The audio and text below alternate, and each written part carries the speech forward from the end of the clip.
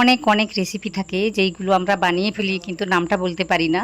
তো কি করে বলবো বলুন? যেমন আজকের এই রেসিপিটি, এটা কি হয়েছে, আগের দিনের বেঁচে থাকা যে আটা ডোটা হয় না, ওটা দিয়েই বানিয়েছি আর সেদ্ধ করে আলু দিয়ে বানিয়েছি। তো এই রেসিপির নামটা আমি কি জানি না, আপনারা দেখুন একটা নাম দিয়ে দেবেন।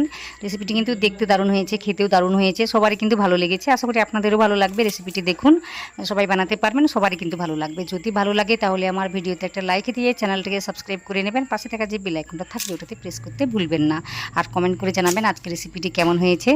ভিডিওটি শুরু করার আগে সবাইকে নমস্কার। কেমন আছেন সবাই? আশা করি ভালো আছেন। শুভ্র শান্তি ব্লগে আপনাদের সবাইকে স্বাগত জানাই। আমি শান্তি। তো দেখুন, আমি এখানে গ্রেট করা ওই যে সেদ্ধ করা আলুটাকে নিয়েছি, আগে থেকে আমি গ্রেট করে নিয়েছি। তো এতটাই হয়েছে। তারপর আমি পরিমাণটা বুঝে শুনে লবণ দিচ্ছি, আরও কিছু মশলা এতে দিয়ে দেবো যাতে এটা খেতে ভালো হয়। তো এখানে গ্রেট করে একটু আদা দিয়েছি, কাঁচা লঙ্কা কুচি দিয়েছি, তারপর একটু লঙ্কা গুঁড়ি দিয়েছি, ঝালটা বুঝে শুনে দেবেন।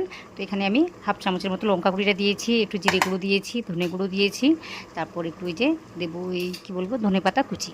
তো ওটা দিলে কিন্তু খেতে ভালো লাগবে। আর সাথে আমি দিয়েছি চাট মশলা, অল্প করে দিয়েছি। তো ধনে পাতা কুচি দেওয়ার পর এখানে আমি দিয়েছি কর্নফ্লাওয়ার 2 চামচের মতোই, ওটা 3 চামচের মতো দেখাচ্ছে কিন্তু আমি 2 চামচ বের করে রেখেছিলাম, তো ওটাই আমি দিচ্ছি। মোটামুটি 2 চামচের মতো দিয়ে সুন্দর করে মেখে নিতে হবে। তো এইভাবে কাজটি করে নেবেন। তো রেসিপির নাম, তো ওটা নিয়ে একটা কথা আমি বলছিলাম। তো এইরকম একটা ঘটনা আমার সাথে ঘটেছিল, তো ওই ঘটনা আজকে আপনাদের সাথে শেয়ার করব। আশা করি আপনারাও মজা পাবেন। তো ভিডিওটি দেখুন। তো কী হয়েছিল, একজন আমাদের বাড়িতে এসেছিলেন, একজন অতিথি। তো ওনার স্ত্রীও আসার কথা ছিল কিন্তু উনি আসেননি। তো একাই এসেছিলেন, এসে আমাদের বাড়িতে খাওয়া দাওয়া করেছিলেন। তো আমি একটা রেসিপি রান্না করে দিয়েছিলাম। তো খেয়ে খুবই আমার প্রশংসা করছিল, ভীষণই ভালো লেগেছিল। তো আমাকে বলেছিল যে এই রেসিপির নাম কি।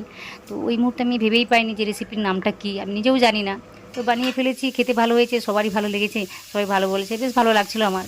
কিন্তু ওই যে শুধু বারবার রেসিপির নামটা কি, রেসিপির নামটা কি, আমাকে শুধু বারবার জিজ্ঞেস করেই যাচ্ছিল। তো ওই মুহূর্তের জন্য আমি বলে দিয়েছিলাম আমার এখন নামটা মনে নেই, আমার যখন মনে আসবে আপনাকে আমি বলে দেবো। তো ওটা বলেই মোটামুটি কিছুক্ষণের জন্য শান্ত করেছিলাম ওনাকে। তো এইদিকে দেখুন কী করেছি আমি, আগে থেকে যে ওই যে ডোটা মাখানো ছিল রুটির জন্য, তো ওর মধ্যে না লবণ আর তেলটা মাখানো ছিল, যার কারণে এক্সট্রা করে আমি তেলটা দিচ্ছি না, শুধুমাত্র কালো জিরেটা দিয়ে সুন্দর করে একটা ডো মেখে নিচ্ছি। তেলটা যদি না দেওয়া থাকে অবশ্যই দেবেন, এতে করে জিনিসটা খেতে কি বলবো মুচমুচে খাস্তা হবে, না হলে কিন্তু ভীষণই শক্ত লাগবে, খেতে ভালো লাগবে না। তো অবশ্যই তেলটা দিয়ে কাজটি করতে হবে। আগে থেকে আমার তেলটা দেওয়া ছিল, তাই আমি দিইনি। তো মোটামুটি এখান থেকে 3টে লেচি আমি কেটে নিয়েছি, বড় বড় করে কেটে নিয়েছি, আর এগুলোকে বেলে নেব। তো এই গল্পটা বলি। তো আবার বিকেলে আমাকে জিজ্ঞেস করছে রেসিপির নামটা কি, রেসিপির নামটা কি। তো আমি বলেছিলাম যে রেসিপির মধ্যে এমন কিছু জিনিস দেওয়া আছে যেটা খেয়ে আপনি সুস্থ থাকবেন, ভালো থাকবেন, আর এইভাবে আমি রান্নাটি করেছি। তো রেসিপির নামটা আমার এখন মনে নেই, মনে আসলে আপনাকে আমি বলে দেবো। তো আমাকে বলছে আমি কি বলবো গিয়ে যে কি খাইয়েছে, খেতে ভালো হয়েছে কিন্তু জিনিসটা আমি বলতেই পারবো না। তো এটা আমি আবার খেতে চাই। তো কি করে বানিয়ে দেবে আমাকে নামটা না বললে। তো আমি তখন বললাম যে আমার যদি মনে আসে অবশ্যই আপনাকে আমি বলে দেবো। তো কি হয়েছে, এমনভাবে আমাকে বলছিল বারবার, শুধু একই কথাই বলে যাচ্ছে যে রেসিপির নামটা বললে ভালো হতো।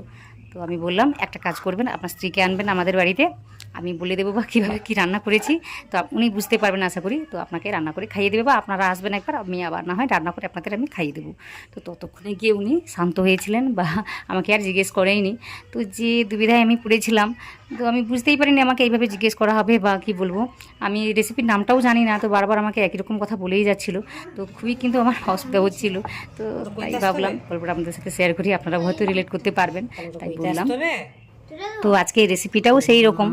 তো আগে থেকে রুটি ডোটা ছিল, তারপর সেদ্ধ আলু দিয়ে রেসিপিটি বানাবো। রেসিপির নাম আমি জানি না, কিন্তু দেখতে দারুণ হয়েছে, খেতে ভালো হয়েছে। তো ভাবলাম আপনাদের সাথে এই গল্পটা শেয়ার করি, আশা করি আপনারাও বুঝবেন সব কিছু।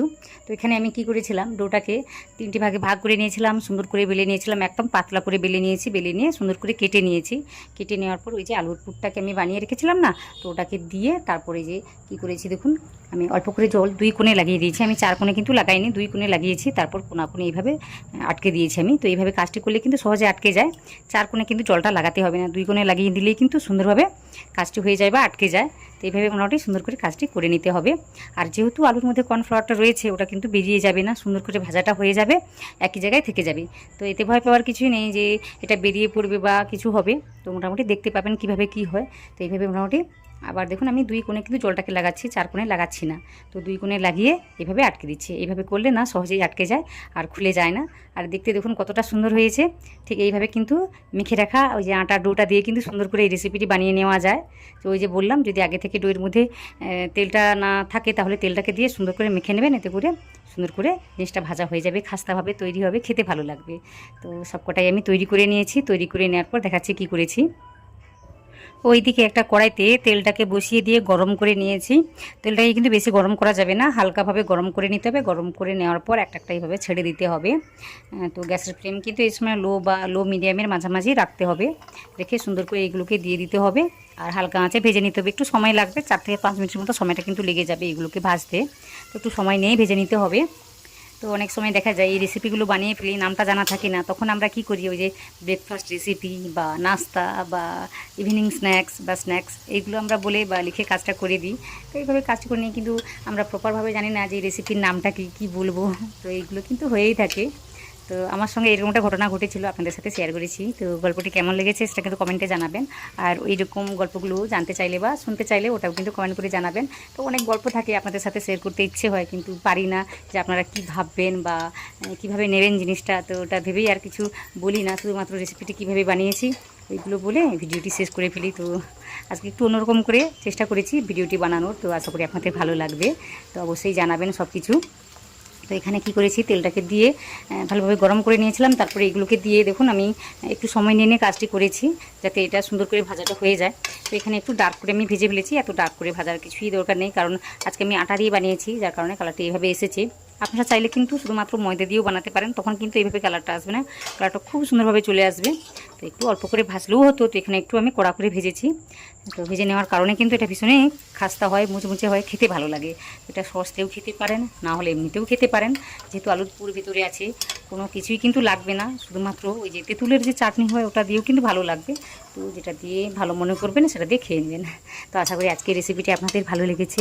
যদি ভালো লেগে থাকে তাহলে আমার ভিডিওতে একটা লাইক দিয়ে চ্যানেলটিকে সাবস্ক্রাইব করে নেবেন। পাশে থাকা যে বেল আইকনটা থাকবে ওটাতে প্রেস করতে ভুলবেন না।